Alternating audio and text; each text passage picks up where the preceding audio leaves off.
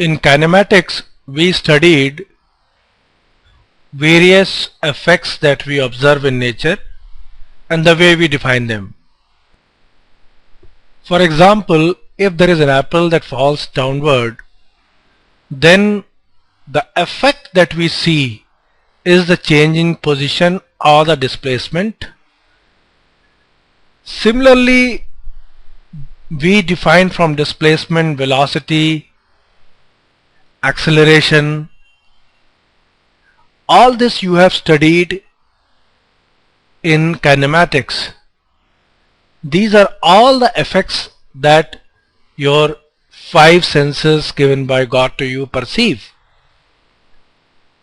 Now there is a school of thought in philosophy existing since thousands of years that said that nature can be understood in terms of effect and cause of this effect, which is external to the body that is experiencing the effect.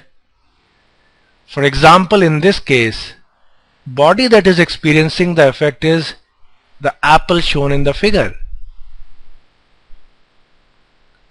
Newton developed his mechanics on this philosophical school of thought, wherein the effect seen in a particular body was associated with a cause external to it. In the case of apple, for example, effect would be the acceleration of the apple as per the Newtonian thought, and the cause that Newton thought from where this acceleration appears was earth.